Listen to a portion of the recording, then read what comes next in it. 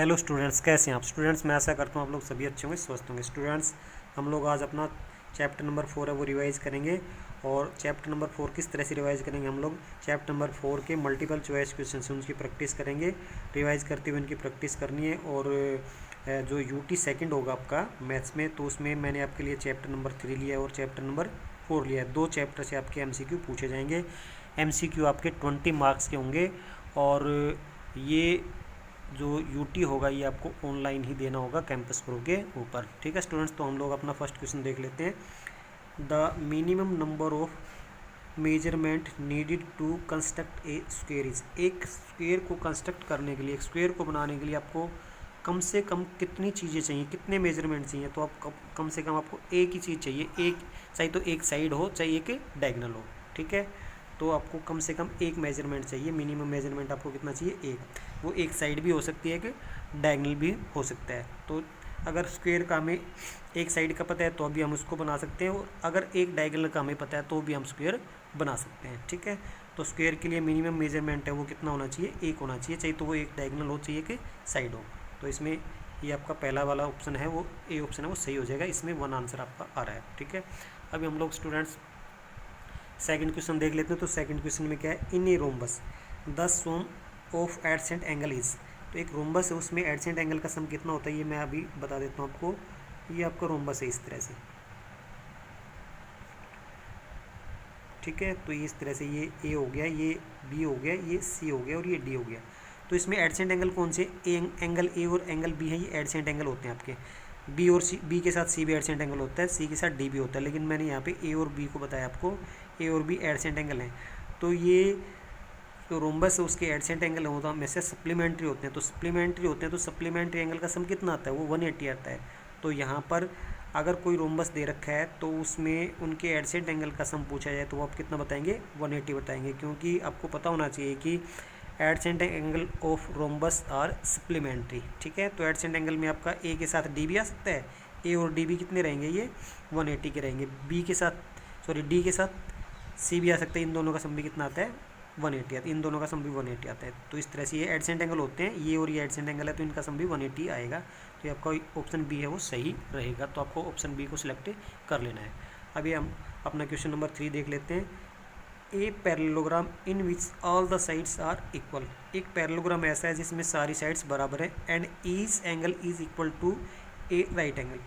और उसमें प्रत्येक एंगल है वो राइट एंगल के बराबर है, यानी प्रत्येक एंगल है वो 90 डिग्री का है। इज कॉल्ड ए, यानी एक ऐसा पैरेललोग्राम जिसमें चारों साइड तो बराबर हैं और चारों एंगल 90 डिग्री के हैं। तो उस टाइप के पैरेललोग्राम को आप क्या कहेंगे। तो यहाँ पे ऑप्शन दे रखा है आपका रोम्बस।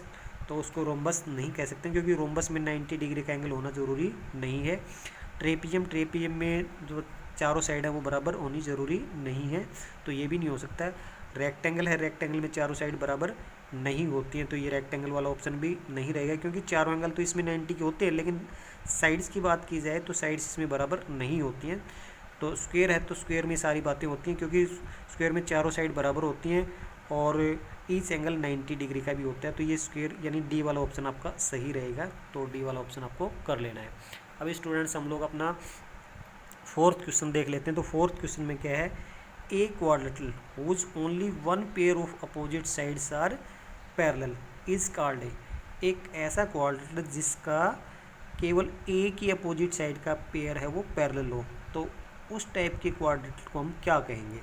तो क्योंकि स्क्वायर हो नहीं सकता, क्योंकि स्क्वायर में अपोजिट साइड के 2 पेयर होते हैं, दोनों ही पैरेलल और इक्वल होते हैं, तो ये नहीं हो सकता।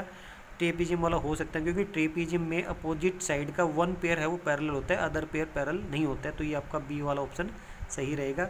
रोम्बस में भी 2 पेयर होते हैं, दोनों पैरेलल होते हैं, और पैरेललोग्राम में भी 2 पेयर होते हैं, दोनों पैरेलल और इक्वल होते हैं। ठीक है, तो इसमें कह रहा है कि एक quadrilateral whose only one pair, जिसमें ए की पेयर अपोजिट साइड का ए की पेयर पैरेलल हो, तो वो ट्रेपीजियम में होता है। कि ट्रेपीजियम आपका यूँ होता है, इस तरह से मैं बना देता हूँ यहाँ से, ये इस तरह से ट्रेपीजियम होता है आपका ये। तो इसमें क्या होता है कि ये अपोजिट साइड का ये वाला पेयर है ये पैरेलल होता है, ये वाला पेयर पैरेलल नहीं होता। तो ये ट्रेपीजियम इस तरह से बनती है। तो ये पेयर हो गया, ये पैरेलल नहीं है और ये पेयर पैरेलल है। ठीक है, तो इस तरह से ट्रेपीजियम वाला ऑप्शन आपको सिलेक्ट कर लेना है। अभी स्टूडेंट्स हम लोग अपना ये फिफ्थ क्वेश्चन देख लेते हैं। तो फिफ्थ क्वेश्चन में क्या है, the sum of adjacent angle of a parallelogram is.